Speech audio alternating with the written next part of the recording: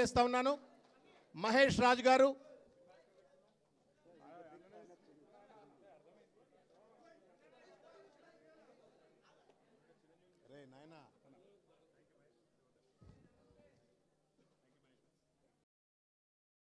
శేషు రాజు గారు BTech graduate,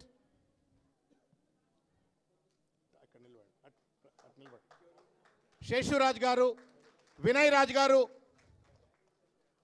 BTech చదువుకున్నటువంటి ఒక గ్రాడ్యుయేట్, ఈయన కూడా. గణేష్ గారు బీటెక్ చదువుకున్నారు. రోహిత్ గారు బీటెక్ చదువుకున్నారు.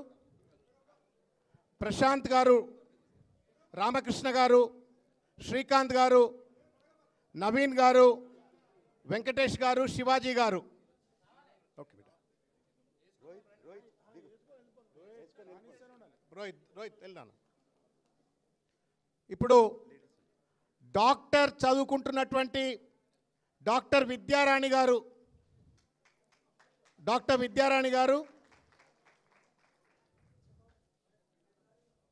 ఇక్కడ రామ్మ. సంగీత గారు, ఇంజనీరింగ్ పూర్తి చేసినటువంటి ఒక సంగీత గారు.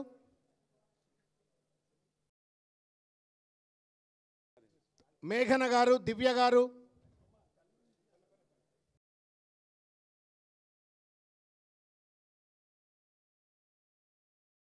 రాజేశ్వరి గారు,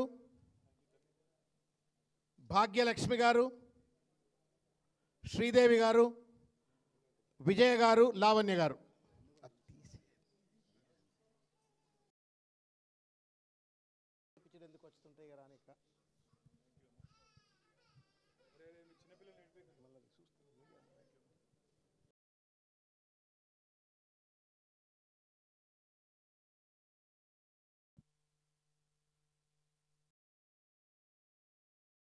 అమ్మా థ్యాంక్ యూ తల్లి.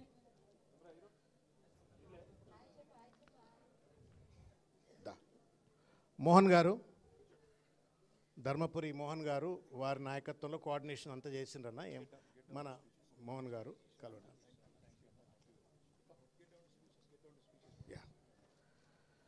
ఇప్పుడు మనందరినీ ఉద్దేశించి పెద్దలు, మనందరి ప్రియతమ నాయకులు, భారత రాష్ట్ర సమితి కార్యనిర్వాహక అధ్యక్షులైనటువంటి ఒక కేటీఆర్ గారు మాట్లాడతారు. కేటీఆర్ గారి నాయకత్వం, కేటీఆర్ గారి నాయకత్వం. జై తెలంగాణ. రాలేదా ఇంతకు? తిన్నారా? తినలేదా?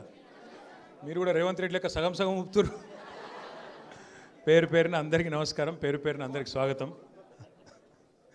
సోదరుడు ఈరోజు మరి బీజేపీ పార్టీకి రాజీనామా చేసి మన పార్టీలో చేరుతున్న మహేష్ గారికి, వారి వెంబడ విచ్చేసిన అక్క చెల్లెళ్లకు, అన్నదమ్ములకు, అట్లాగే వేదిక పైన ఆసీనులైన మాజీ మంత్రివర్యులు, మన బాల్కొండ ఎమ్మెల్యే పెద్దలు ప్రశాంత్ రెడ్డి అన్నగారు, మన గౌరవ శాసన మండలి సభ్యులు అన్నగారు దాసోజు శ్రవణ్ గారు, మన షేక్పేట్ డివిజన్ ప్రెసిడెంట్ తమ్ముడు ప్రదీప్ గారు, అట్లాగే మా తమ్ముడు ముఠా జయసింహ గారు, నందికంటి శ్రీధర్ గారు, విజయ్ గారు, ఇంకా పేరు పేరున అందరికీ కూడా, మా వేణు గారు, అబ్దుల్ కలీం గారు, అందరికీ నేను ఎవరో పేరు చెప్పలేదు, వాళ్ళందరూ మనసులో తిట్టుకొని బయటకు తిట్టకూరి ప్లీజ్.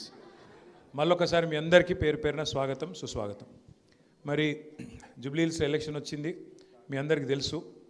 సరిగ్గా 2 ఏళ్ల కిందట మీరు మా అందరి మీద దయతోని ఆశీర్వదించి మళ్ళీ కేసీఆర్ సార్ ముఖ్యమంత్రి అయితేనే ఈ రాష్ట్రంలో పేదవాళ్ళు బాగుంటారనే ఉద్దేశం మీద షేక్పేట్లో కూడా మీరందరూ మాకే ఓటేసి మాగంటి గోపీనాథ్ గారిని గెలిపించినందుకు ముందుగా మీ అందరికీ శిరస్సు వంచి ధన్యవాదాలు తెలియజేస్తున్నాను. మీరు హైదరాబాద్లోనేమో మీరు ఎవరు నమ్మలే కాంగ్రెస్ వాళ్ళు, వీళ్ళు లంగలు దొంగలు, వీళ్ళు నమ్మితే ఆయన కొంప ముంచుకుంటారని చెప్పి మీరు ఎవ్వరు ఓట్లు వేయలే కాంగ్రెస్కు. హైదరాబాద్లో ఒక్క సీటు కూడా రాలే కాంగ్రెస్కు. ఓఆర్ఆర్ లోపల ఒక్క సీటు కూడా కాంగ్రెస్ పార్టీకి మీరు ఇవ్వలే పోయిన ఎలక్షన్లో. బీజేపీకి కూడా ఒక్క సీటు అడ్డిమారి గుడ్డి దెబ్బల గోషామాలు వచ్చింది తప్ప వాళ్ళకు కూడా ఒక్క సీటు కూడా రాలే. మీ అందరి మనసులో ఉండేదేముండే అంటే కేసీఆర్ వచ్చినాకనే పేద ప్రజలకు అంతో ఇంతో మంచి జరిగింది, మాకు మా ఇళ్లకు ఇదివరకు మంచిలో తక్లీఫ్ ఉండే, ఇప్పుడు అది కొద్దిగా నయమైంది, 20,000 లీటర్ల వరకు ఉచితంగా మంచినీళ్ళు ఇస్తున్నాడు, ప్రాపర్టీ ట్యాక్స్ మొత్తం 100 రూపీస్ చేసేసిండు, ఇదివరకు గట్టేది ఉంటే అది కూడా తీసేసిండు, బతుకమ్మకు ఒక చీర పెడుతుండు, ముసలోళ్ళు ఉంటే 200 రూపాయలు పెన్షన్ ఉన్నదాన్ని 2,000 చేసిండు, ఆడపిల్ల ప్రసూతికి పోతే 12,000 రూపాయలు మగపిల్లగాడు పుడితే 13,000 రూపాయలు, ఆడపిల్ల పుడితే కేసీఆర్ కిట్ ఇస్తుండు, అట్లా అన్ని రకాలుగా చూసుకుంటుండు కేసీఆర్ గారు అని చెప్పి, లగ్గమైతే 1,116 రూపాయలు కళ్యాణ్ లక్ష్మి షాదీ ముబారక్ పేరు మీద ఈ రకంగా పేదవాళ్ళను కడుపులో పెట్టుకొని చూసుకుంటున్నాడు కేసీఆర్ గారు అని చెప్పి ఒక మంచి ఆలోచనతో.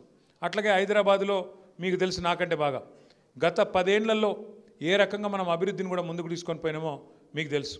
మీకు దానికి సాక్ష్యం మీకు షేక్పేటలో అయితే మీ ఎదురుగానే అంత పెద్ద ఫ్లైఓవర్ వచ్చింది. షేక్పేట ఫ్లైఓవర్ ఒకప్పుడు ఎప్పటి నుంచో అడుగుతున్నారు మీరు, మళ్ళా కేసీఆర్ గారి పరిపాలనలోనే ఆ పని కూడా అయింది. పక్కకు మల్కం చెరువు అయింది. ఒకటిగా అది చెప్పుకుంటూ పోతే చాలా పనులు చేసినాం, మీ అందరికి తెలుసు. సుస్థి చేస్తే బస్తీ దవాఖానలు పెట్టినాం.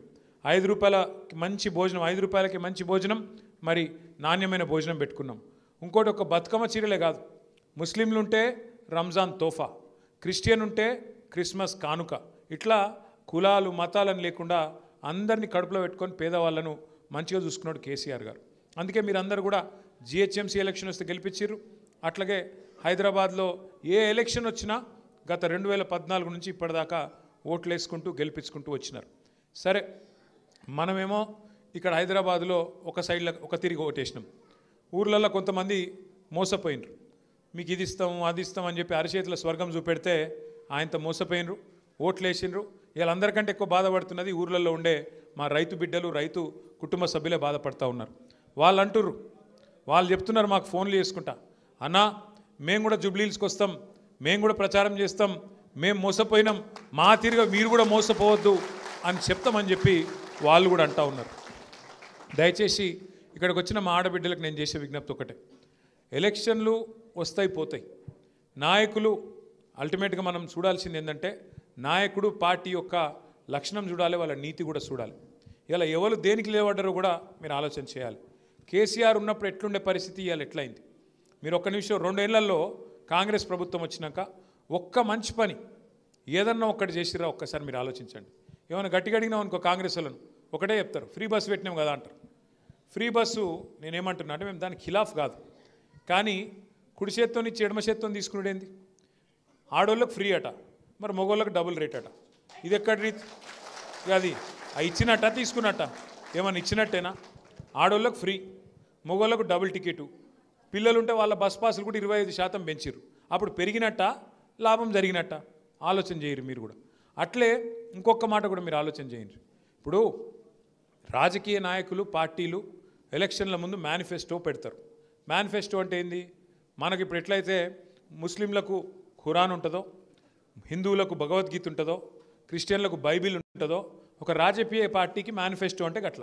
అంటే నీకు అది నువ్వు దాని మీదనే ప్రమాణం చేసి ఇగో ఇవన్నీ నేను చేస్తా అని చెప్పి ప్రజల దగ్గర ఓట్లు తీసుకొని